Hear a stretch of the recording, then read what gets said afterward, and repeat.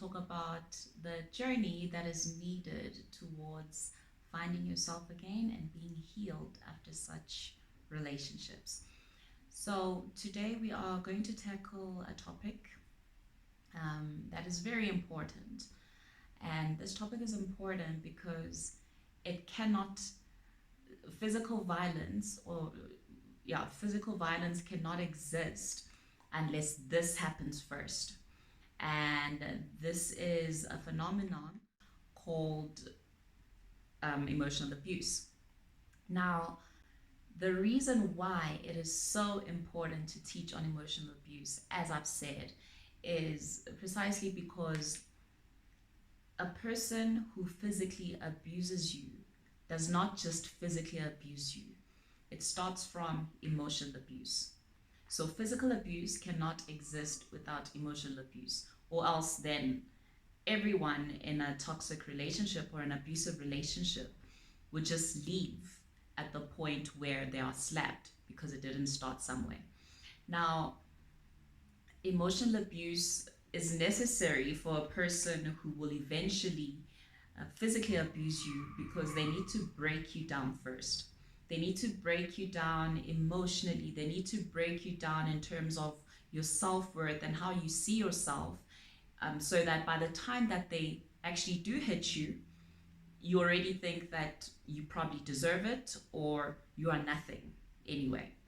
So, how would we describe emotional abuse? So, emotional abuse is a tactic that is used by toxic people or narcissists to frighten, control, or isolate their victim.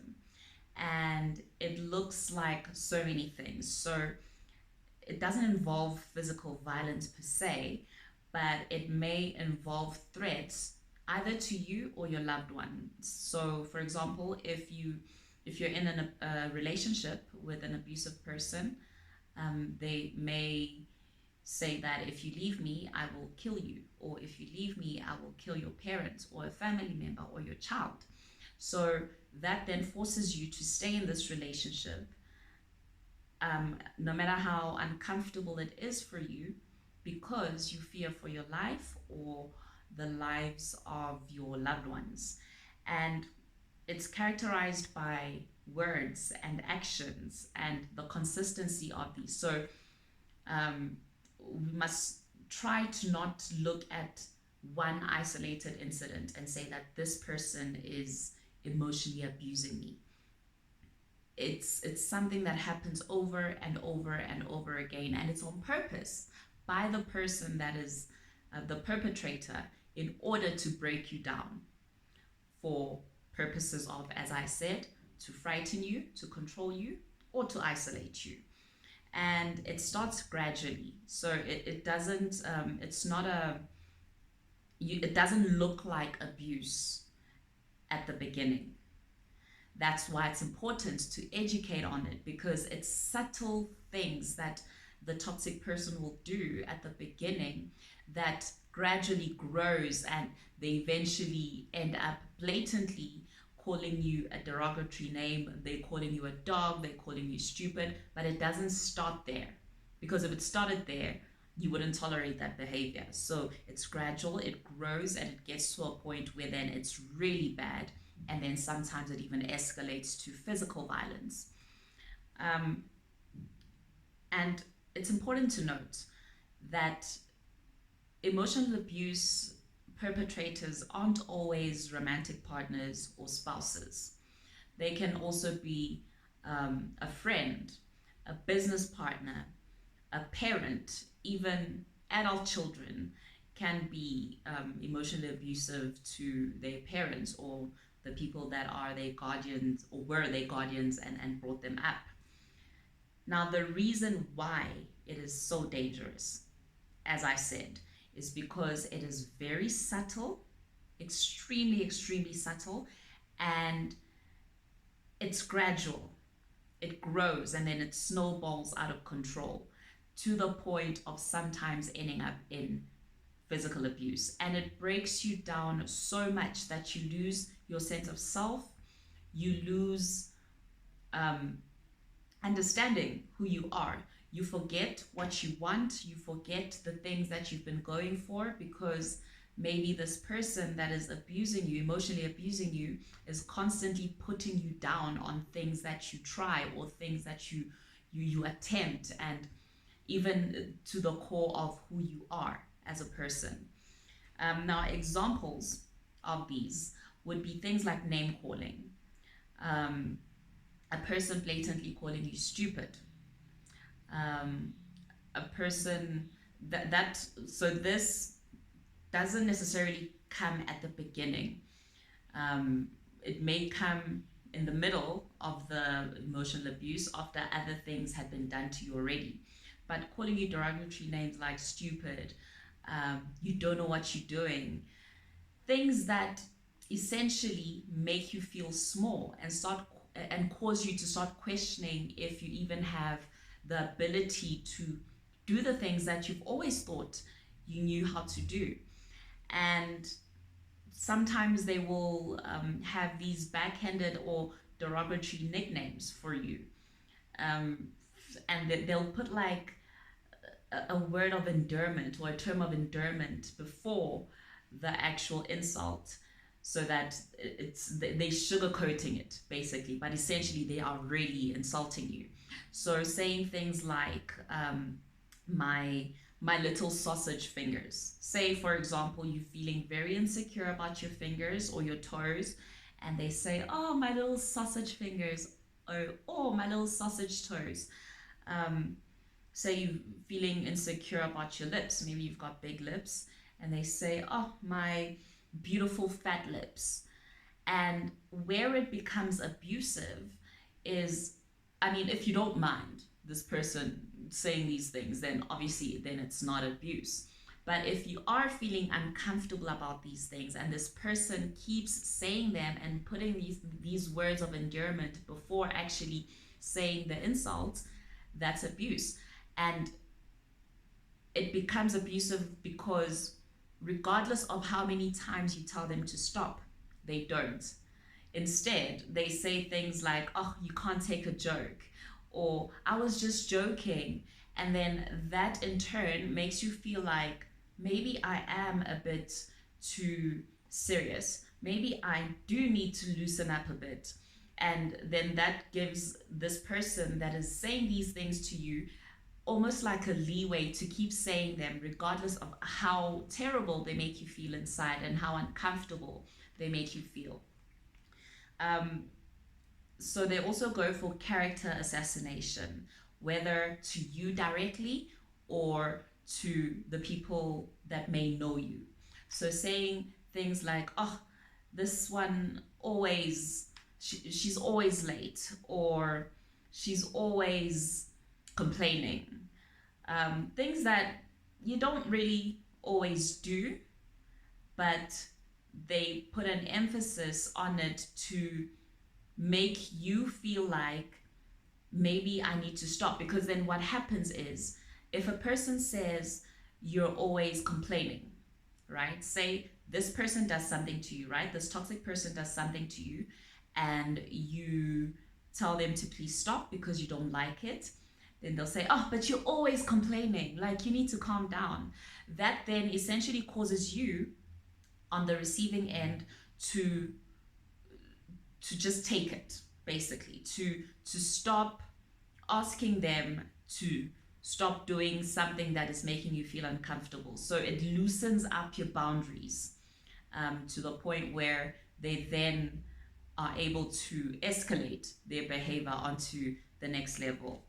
Um, they can also be patronizing, uh, saying things like, "Oh, well, say you did your best at a presentation, perhaps, and you're showing your partner, or you're presenting at work for your boss, or you're showing your business partner, anyone." And their response to you is, "Oh, I mean, you really tried your best, but man, this really hasn't always been your thing. So, but you really tried, you know." So it has that backhandedness to it. So they're able to deny it if you say you feeling offended. So they're able to say, no, but I said you did well, not realizing that them adding the other part that, but this hasn't always been your thing, then gets you thinking that, oh, so I didn't really do that well. You question yourself basically, and you feel like, oh, then I guess I'm not good enough. You start telling yourself all these lies because that's exactly where they want you. Things like yelling to paralyze you, basically. A person will yell at you to paralyze you and to get you to keep quiet and stop questioning them. Say your partner, so I'll make an example with a romantic relationship. Say your partner comes back at 4 in the morning and you question them about it. Then they start yelling and going crazy and throwing things around. Naturally, that'll make you pull back and stop, right? So that's another way of making sure that they have you under control. It's another way that they abuse you emotionally. And being dismissive. Say you are telling your best friend about this. Sorry about that, guys. A phone call came in and the video cut. But as I was saying, I was speaking about being dismissive. Say, for example, you tell your best friend about this amazing job you finally got. They were there, they saw you, the work, the sweat, the tears, you working towards getting this job. And you tell them about it, like, oh my gosh, I'm so excited, I got this job, finally. And their response is, oh, it's not a big deal, anyone can just get that job. That is crushing. That will emotionally crush you, and it will make you feel like, I guess there's nothing special about me then. Not to say you were thinking there was anything special about yourself, but you telling a person that is close to you, that you trust, and that was there when you were working towards this, for them to say that to you will be emotionally devastating for you.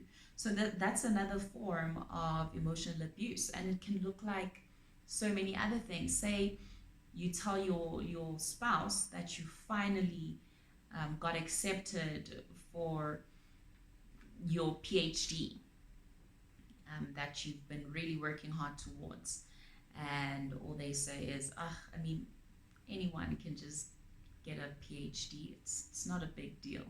When, essentially, when you really think about these things and you really look at them and zero in on them, it's things that not anyone can just get, but in order to deliberately make you feel small, like I said, these are all deliberate attempts to make you feel small. They will make you feel like, it's not that much of a big deal. You need to relax. You need to calm down. So yeah, guys, so this is part 1. I will post part 2 and list the other examples. And yeah, so remember, the reason why I am sharing this information is because of my personal experience after having been in an abusive relationship and getting out of it and trying to figure out what the hell just happened. I mean, I remember staring at myself in the mirror, asking myself the question, who are you? Because I had lost so much of myself in that relationship. And then sitting down and doing research, trying to figure out what the hell happened to me.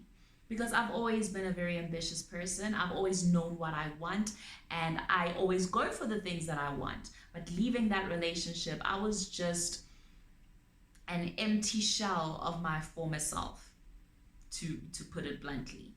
So I share this information to help people that are in the early stages of toxic relationships to be able to identify the red flags. For people who are in these relationships, because the problem is that when you're in it, you can't really tell what's going on. It's like being in, so I don't know if you guys know, like a tornado. If you're in the middle of the tornado, it's the calmest place you can be. You can't see that there's a tornado around you. The eye of the tornado is the calmest place. And a person who's in this situation can't recognize it because they are literally at the eye of the tornado. So once you recognize what's going on and you actually get out, you realize the destruction that's outside. You see all these houses that have been tossed and torn apart. You see all these trees that have been uprooted because that's how bad the situation was.